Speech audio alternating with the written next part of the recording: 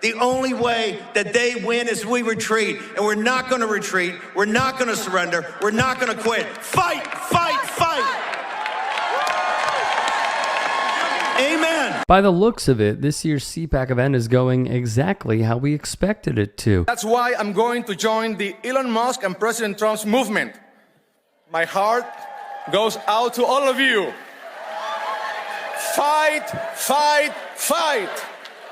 If you're at a rally like this, and at least one Nazi sympathizer is present without protest and decisive condemnation, then you're at a Nazi rally, plain and simple. Steve Bannon yesterday did like a little bit of a salute. It almost looked like he was doing a Roman salute or a Nazi salute. And you did a little smile afterwards. Well, he's not a Nazi, so get over it. It's probably a hand gesture. Case in point, even if Steve Bannon didn't hold Nazi-adjacent beliefs about immigrants and anyone who isn't a white Christian and didn't praise the work of Nazi-linked writers and academics, it would take a serious level of mental gymnastics to convince yourself that what we saw was in any way acceptable or normal. What were your thoughts on Elon Musk's hand gesture? The same thing. He is not a Nazi. That's a gotcha. It's the. Would you do that gesture right now? Hi. There you go. But it goes. The hand goes to the chest beforehand. Love you. That didn't feel a little weird? Jason Selvig's face says it all. We're witnessing in real time exactly how fascism and the accompanying sentiments spread and become normalized in societies. And perhaps the most disturbing part of seeing the Republican Party go completely mask off in recent months is how enthusiastically the base has accepted everything. I'm saying from my heart.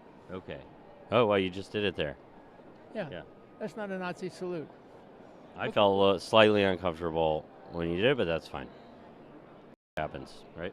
Yeah. Okay. Just as a Jew, just World War II was like, whoa, so many millions of people, and so when people are doing the Nazi salute in one of the major parties, I'm kind of like, whoa, this is a dystopian hellscape. I'm saying it feels a little dystopian when it's like, oh, they were joking, or they did it, they just waved wrong or something. It's like it goes out with my heart. Yeah, there you did it again. All right. Davram Stiefler is spot on here. It is dystopian to see the party in control of all three branches of government openly embrace some of the talking points, policy positions, and iconography of an objectively evil institution that we once proudly celebrated defeating.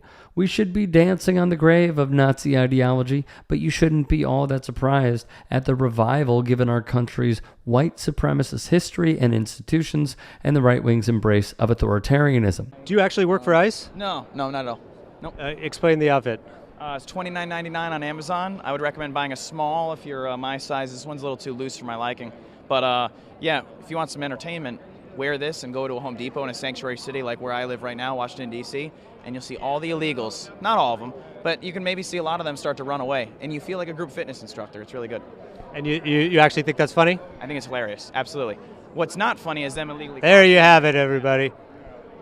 One of the worst people I've seen here at CPAC, and that's saying something. Cosplaying as an ICE officer and relishing in traumatizing and intimidating people for simply existing and trying to earn better lives for themselves and their families is next level demonic. And in my opinion, anyone doing this should be prosecuted for an ethnic intimidation hate crime. But that's sadly wishful thinking with Trump's plan to stuff the legal system with his loyalists. Hey guys, quick break in the action. I have a new show coming out called The Rick Strom Show. It is going to be awesome.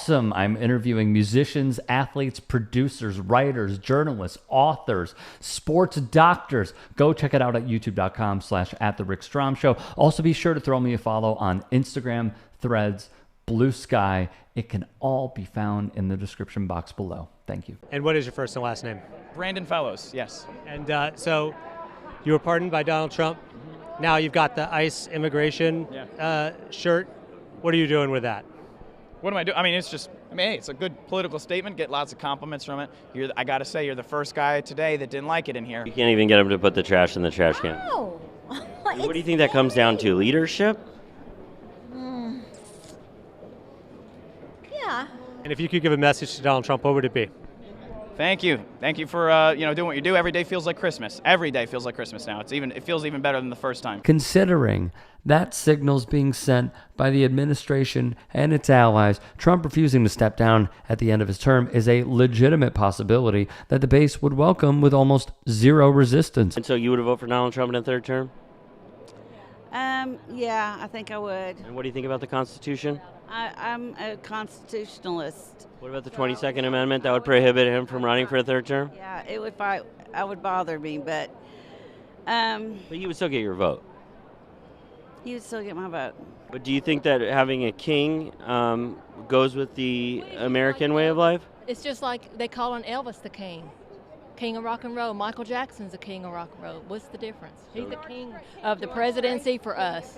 He's the king of the presidency. He is the king of presidency, and I believe that's what he was referring to. And he is our king. And that's playing to the top of your intelligence. You don't think he meant that he was the king? No. Would you like to see Donald Trump run a third time? Certainly, I think constitutionally he can do that if he chooses. He can run for a third term?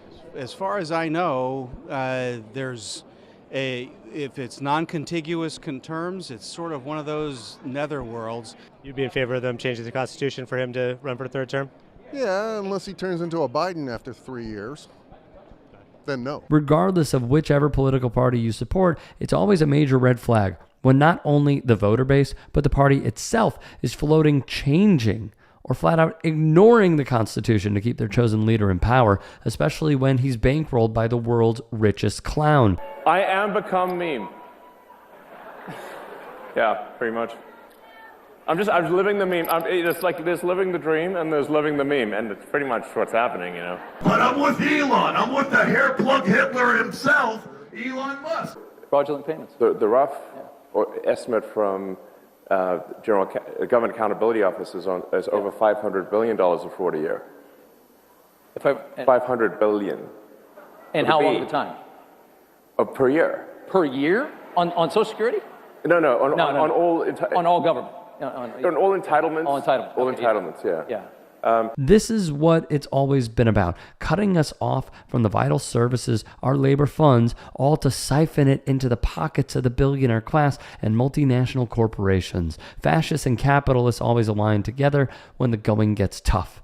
And we're the only ones who can dig ourselves out of this mess. If you can and are willing, please become a paid member here at TYT Sports. And or go to tyt.com/join. In addition, you can follow me on Twitter, Instagram, and TikTok. Appreciate it. Have a great day.